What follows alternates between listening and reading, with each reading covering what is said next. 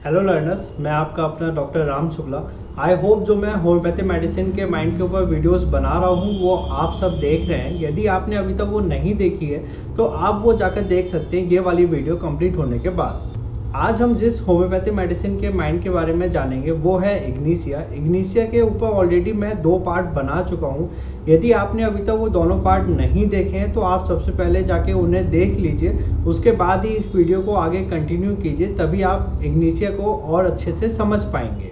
Ignatia के mind के अब तक हमने 6 पॉइंट देख चुके हैं। 7 पॉइंट जो इग्निशिया के माइंड में हमें देखने को मिलता है वो है उसका पैनिक। अक्सर ऐसा देखने को मिलता है कि जब भी इग्निशिया की लाइफ में कोई इमोशनल ट्रॉमा आता है तो इग्निशिया पैनिक होना शुरू हो जाती है और वो अपनी पैनिक की स्टेज में वल्नरेबल हो जाती है, या फिर ये कहें कि वो आउट ऑफ कंट्रोल हो जाती है। तो जब भी आप इग्निशिया की केस टेकिंग करेंगे वो आपको ये बताएगी कि कभी कभी जब भी कोई इमोशनल चीज़ उसके आसपास होती है या उसके साथ होती है तो वो बहुत ज़्यादा पैनिक हो जाती है और आपे से बाहर हो जाती है और सामने वालों के ऊपर चिल्लाने लग जाती है।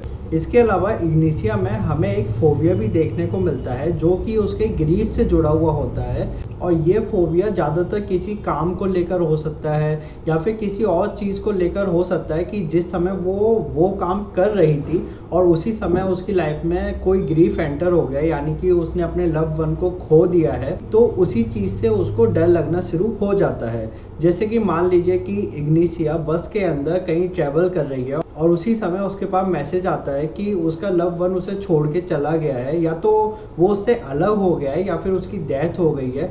तो उसे बस में सफ़र करने से एक फोबिया हो जाएगा, एक डर पैदा हो जाएगा। जब भी वो बस में सफ़र करना चाहेगी उसको हमेशा बस में सफ़र करने से डर लगेगा। तो इग्निशिया के जितने भी फोबिया होते हैं वो आपको उसके ग्रीफ से ही जुड़े हुए देखने को मिल जाएंगे। जब हम बार बार ग्रीफ की बात कर रहे हैं तो चलिए अब हम 8 पॉइंट इग्निशिया के ग्रीफ के बारे में जानते हैं। जब भी किसी भी इंडिविजुअल में हम ग्रीफ की बात करते हैं तो हर होम्योपैथ के माइंड में मेनली 2 मेडिसिन जरूर आती हैं। सबसे पहली है इग्निशिया और दूसरे नंबर पे है नेट्राम्यूर। लेकिन दोनों ही मेडिसिन अपने अलग अलग सिम्टम्स शो करती हैं, तो हर होम्योपैथ को ये तो जानना ही चाहिए कि सामने वाले की लाइफ में कौन सा नेगेटिव इंसिडेंट हुआ है जिसकी वजह से वो ग्रीफ में है, और उस ग्रीफ में जाने के बाद उसका क्या रिएक्शन आया है। मेन चीज़ उस पर ही उसे ज़्यादा से ज़्यादा फोकस करना चाहिए।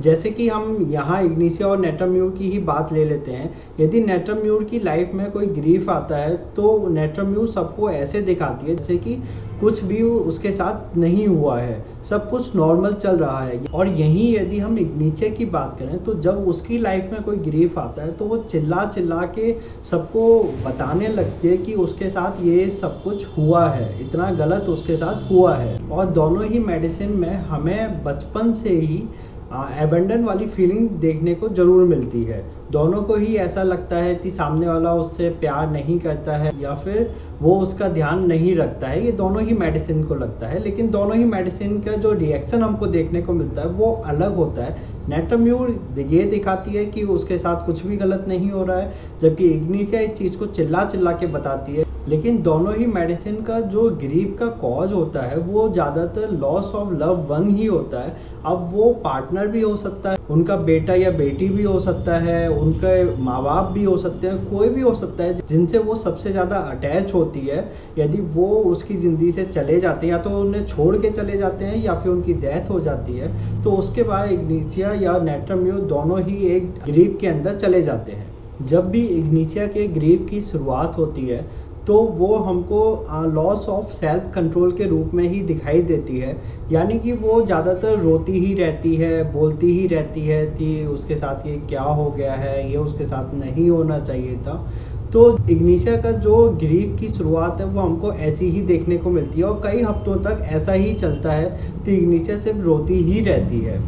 और कुछ हफ्तों के बाद जब उसका रोना शांत होता है तो उसका ग्रीफ एक एंगर का रूप ले लेता है, जिसमें वो छोटी छोटी बातों पे बहुत ज़्यादा चिड़चिड़ी हो जाती है, बहुत ज़्यादा गुस्सा करने लग जाती है, और कभी कभी अपने गुस्से में बिल्कुल शांत भी वो आपको देखने को मिल सकती है। और यदि उसके ग्रीफ का कॉज धोखा होता है या फिर किसी की डेथ होती है तो उसके बाद वो बहुत जल्दी ही किसी और से अटैच नहीं हो पाती है। और जब एक बार इग्निशिया का ग्रीप क्रॉनिक हो जाता है तो उसके बाद वो एक नॉर्मल पर्सन की तरह आपको देखने को मिल सकती है। वो ऐसा दिखाती है कि उसके आसपास सब कुछ ठीक है, लेकिन जब भी उसको अपना पास याद आता है, और ये तभी होता है जब उसके साथ कोई नया नेगेटिव इंसिडेंट हुआ हो, तो वो वापस से दुखी हो जाती है और इस पॉइंट पे इग्निशिया नेट्रम म्यूर के अंदर कन्वर्ट हो चुकी होती है। तो जब भी आपके पास कोई पेशेंट आती है जिसके ग्रीफ की शुरुआत इग्निशिया की तरह हुई हो, लेकिन आज के टाइम पे वो आपको ऐसी दिख रही है कि वो सबको ऐसा दिखा रही है कि सब कुछ नॉर्मल है, आपको भी ऐसा ही दिखा रही है कि सब कुछ नॉर्मल है, कुछ भी उसके साथ गलत नहीं है, तो इस पॉइंट पे आपको उसे नेट्रम्यूर देनी चाहिए। वो आपको ज़्यादा फेवरेबल रिजल्ट दे सकती है इग्निशिया से। हाँ, ये हो सकता है कि आगे जाके उस केस में नेट्रम्यूर के बाद आपको इग्निशिया देनी पड़े केस को पूरा क्योर करने के लिए, लेकिन फिलहाल इस पॉइंट पे तो आपको उसे नेट्रम्यूर ही देनी चाहिए। तो जो चीज़ हम अपने इग्निशिया नेट्रम्यूर के रिलेशनशिप में हमेशा पढ़ते हुए आए हैं कि नेट्रम्यूर इग्निशिया की क्रॉनिक होती है, तो यहाँ पे हम उस चीज़ को प्रूफ होता हुआ भी देख सकते हैं। इग्निशिया के ऐसे ग्रीप को हम उसकी हिस्टेरिकल कंडीशन भी बोल सकते हैं। हिस्टेरिया का मतलब होता है कि सामने वाले का ध्यान अपनी ओर आकर्षित करना, ऐसी चीज़ें कर करके कि जिससे खुद को पर्सनल कोई चोट ना लगे। या फिर हम इसकी एक और डेफिनेशन सुनते हैं, the occurrence of physical symptoms in response to emotional shock. यानी कि इसका मतलब ये है कि जब भी कोई इमोशनल ट्रॉमा इग्निशिया के साथ होता है तो वो हमेशा अपने फिजिकल सिम्टम्स शो करना शुरू कर देती है, जो कि कुछ भी हो सकते हैं, जैसे कि लॉस ऑफ एपेटाइट हो गया, वोमिटिंग हो गई, नोजिया की कंडीशन हो गई, या फिर अनकंट्रोल वीपिंग की कंडीशन हम उसके अंदर देख सकते हैं कि बस वो रोए रोए ही जा रही है और कुछ भी नहीं कर रही है। और ये जितने भी सिम्टम मैंने अभी बताए हैं, ये सारे ही सिम्टम आपको इग्निशिया के अंदर बखूबी देखने को मिलते हैं। और इग्निशिया के ज़्यादातर हिस्टेरिकल सिम्टम जो होते हैं वो उसके नर्वस सिस्टम से ही जुड़े होते हैं, जैसे कि एपिलेप्सी हो गई, या मसल क्रैम्प हो गया, या फिर नमनेस हो गई, उसके बॉडी के किसी भी पार्ट में उसे नमनेस महसूस होती है। तो जितने भी नर्वस सिस्टम वाले जो सिम्टम होते हैं आपको इग्निशिया के हिस्टेरिकल पार्ट के अंदर देखने को मिल जाएंगे। लेकिन कैंट ने अपने लेक्चर के अंदर एक चीज़ और कही है कि जितने भी ऐसे हिस्टेरिकल इंडिविजुअल होते हैं जो कि सामने वाले का ध्यान अपनी ओर आकर्षित करते हैं अजीबोगरीब चीज़ें करके, उसमें इग्निशिया उतने अच्छे से वर्क नहीं करती है जितने अच्छे से लिलियम टिक और मॉस्कस मेडिसिन करती हैं। तो इस चीज़ का ध्यान आपको हमेशा रखना पड़ेगा। आप सामने वाले की जो केस टेकिंग कर रहे हैं पूरी अच्छे से करिए, उसके बाद ही आप किसी मेडिसिन तक पहुंच सकते हैं। 9 पॉइंट जो हमें इग्निशिया के माइंड के अंदर देखने को मिलता है वो है उसकी बिटरनेस। अब इग्निशिया का नेचर मैं बिटर क्यों बोल रहा हूँ, इसका एक रीज़न है। इग्निशिया के अंदर हमको एक फीलिंग देखने को मिलती है, वो है अबैंडन। उसे ऐसा लगता है कि सामने वाला उससे प्यार नहीं करता है या उसकी देखभाल नहीं करता है, उसके ऊपर फोकस बिल्कुल भी वो नहीं बनाता है। भले ही वो अपने काम में बिजी हो और लेकिन उसके लिए टाइम निकालता हो, लेकिन फिर भी इग्निशिया को ऐसा ही लगता है कि सामने वाला उससे प्यार नहीं करता है। इसके बाद इग्निशिया के नेचर में हमें एक बिटरनेस देखने को मिलती है, जिसमें हमें ये देखने को मिलता है कि जब भी उसके अंदर ये ऐसी फीलिंग आती है वो किसी और के सामने अपना दुखड़ा रोने लग जाती है और उसको कहती है कि उसका जो पार्टनर है या कोई भी जो उसका लव वन है वो उसके लिए कुछ नहीं करता है, उसका कोई ध्यान नहीं रखता है, वो सिर्फ अपने बारे में ही सोचता है, अपने काम में ही बिजी रहता है और वो उसके साथ बहुत बुरा बर्ताव करता है। ये सारी चीज़ें इग्निशिया दूसरों को कहती है, मतलब कि अपने लव वन को वो एक नेगेटिव पॉइंट ऑफ व्यू में किसी और के सामने रखती है। तो इसलिए मैंने इग्निशिया के नेचर को एक बिटर कहा है कि इग्निशिया के अंदर ये बिटरनेस भी देखने को मिलती है कि जब भी उसको ऐसा लगता है कि सामने वाले से उसे जो मिलना चाहिए वो नहीं मिल पा रहा है तो उसका नेचर बिटर हो जाता है। लेकिन अब सारे इग्निशिया इंडिविजुअल लव वंस की वजह से तो बिटर नहीं हो सकते हैं, तो हम कैसे पहचानेंगे कि ये भी एक इग्निशिया ही है। हम आज की दुनिया के एक सिनेरियो को लेकर चलते हैं, जैसे कि हम सोशल मीडिया के बारे में अच्छे से जानते हैं। तो मान लीजिए कोई सोशल मीडिया का इन्फ्लुएंसर है और उसका कहीं पे कोई प्रोग्राम है और एक शॉर्ट नोटिस पे जिन्होंने प्रोग्राम ऑर्गेनाइज किया है वो प्रोग्राम कैंसिल कर देते हैं। तो जो इग्निशिया इंडिविजुअल होता है, जब उसको ऐसा पता लगता है कि वो प्रोग्राम कैंसिल हो गया है, वो भी शॉर्ट नोटिस पे हुआ है, मतलब अचानक से वो प्रोग्राम कैंसिल कर दिया गया है, तो वो बहुत ज़्यादा गुस्सा हो जाती है और जब तक सामने वाले से माफ़ी नहीं मंगवा लेती है तब तक वो उनके ऊपर चिल्लाती ही रहती है या उन्हें गालियाँ ही देती रहती है।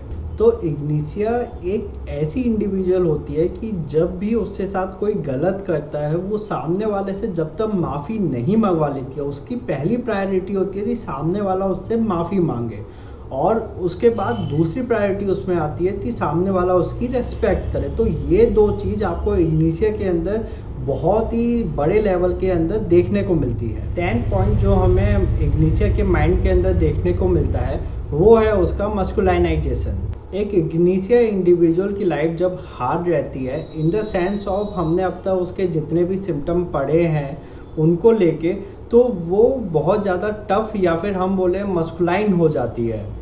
जैसे कि एक आदमी बहुत ज़्यादा मस्कुलाइन होता है, यानी कि वो शरीर के बाहर से ही नहीं अपने दिमाग से भी बहुत ज़्यादा मजबूत होता है, वैसे ही एक फ़ीमेल भी आपको बहुत ज़्यादा मजबूत देखने को मिल सकती है जब उसकी लाइफ में बहुत ज़्यादा हार्ड टाइम गुजरा हो। और एक टफ इग्निशिया हमेशा दूसरों पर डोमिनेट करती है और ज़्यादातर अपोजिट सेक्स पर वो बहुत ज़्यादा डोमिनेट करती है। मान लीजिए एक ऑफिस है, उस ऑफिस की जो बॉस है वो इग्निशिया इंडिविजुअल है, तो उस ऑफिस का एक भी आदमी आपको खुश बिल्कुल भी दिखाई नहीं देगा। और एक टफ इग्निशिया अपने आप को इम्पोर्टेंट फील कराने के लिए वो एक एम्बिशियस बन जाती है और उसी दिशा में ही अपना काम करने लगती है जिस दिशा में उसको इम्पोर्टेंस मिले, और हमेशा अपने अपोजिट सेक्स को वो पीछे छोड़ने के बारे में ही सोचती रहती है, क्योंकि अपोजिट सेक्स ने ही उसके साथ पहले बहुत गलत किया होता है।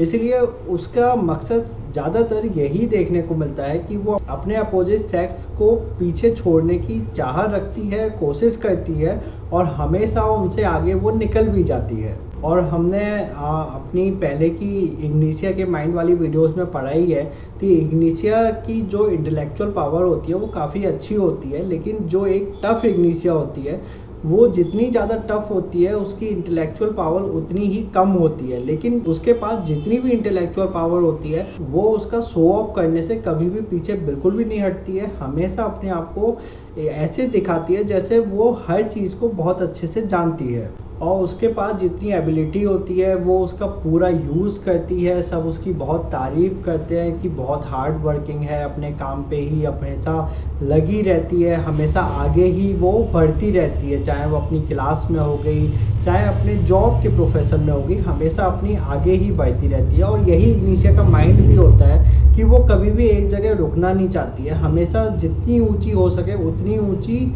वो मुकाम हासिल करना चाहती है अपनी लाइफ के अंदर।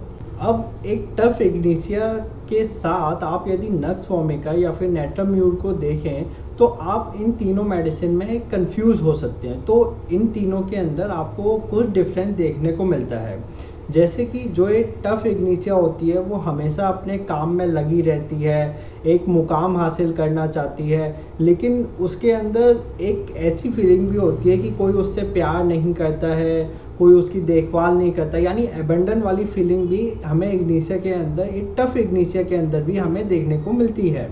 लेकिन वहीं यदि हम नक्स वोमिका की बात करें तो नक्स वोमिका के अंदर हमें ऐसी कोई भी फीलिंग नहीं देखने को मिलती है।